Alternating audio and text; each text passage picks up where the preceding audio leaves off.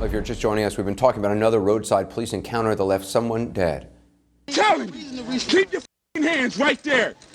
Hey, Jerome, you reach for something, you're gonna be dead. He's reaching.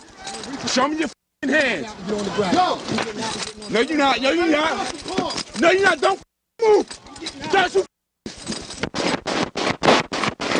Don't you move.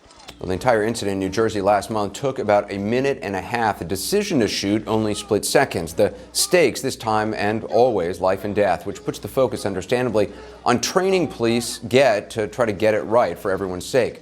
Kyung-la has an up-close look now at a new way to let officers train to make the most important decision they'll ever face.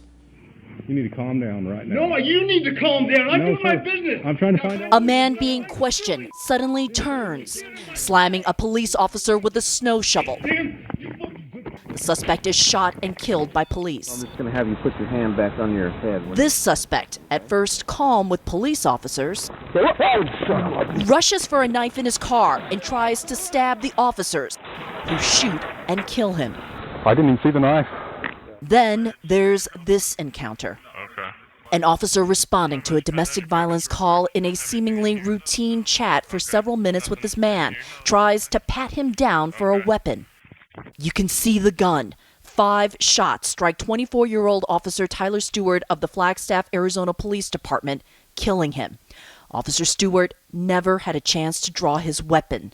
Moments later, the suspect used that weapon to kill himself. Because what? You're investigating. Body cameras, part of a growing arsenal of technology in policing, giving us an intimate view of a cop's life. From the challenges to the life and death choices.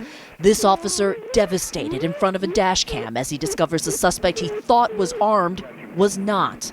The suspect died after the officer shot him, a police shooting determined to be justified. As hard as this is to watch, technology is revolutionizing modern policing. In the past, those officers never had that ability to see that. So now we're learning from the mistakes, or really just finding out the officers has done the right thing. Not just after the shooting, but before. Control, 161, I have multiple more shots fired, one subject down in the arcade, right at the entrance. This is Henderson, Nevada police officer Seth Coleman, an 11-year veteran. He's never had to shoot a suspect, but he must train to do it and know when not to. This is a 300-degree simulation created by VirTra, currently used by 200 U.S. law enforcement agencies. What's he look like? A gunman is in a movie theater. Where'd he go? Which direction? The gunman hits Officer Coleman twice, and he makes one terrible mistake, shooting an off-duty cop. Now, as we have the time to look at it, you see that he's got a badge in his hand. It looks like you're still sweating a little bit. It's an adrenaline dump. It's an adrenaline rush. Makes you cold, makes you clammy, makes my mouth dry. This is where I want to learn from my failures.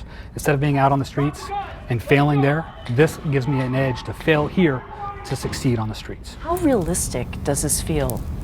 Very realistic, because now he's trying to work through multiple problems. Retired Scottsdale, Arizona police officer Scott Diullo says the goal of VirTra's 300-degree system is to make this as real as possible. The trainee wears an electric impulse box. The gun is an unloaded but real weapon. Screens behind the officer imitate what it's really like on the streets. I can escalate dialogue branches, de-escalate it. I'm listening to what he's saying, and I'm giving responses. Drop the gun now! Even for a veteran, this is humbling. It hurts my heart, hurts my feelings to know I did something like that in a scenario, but I learned from it. So tomorrow, thanks to today's technology, he is a better and safer officer. Kyung-la, CNN, Las Vegas.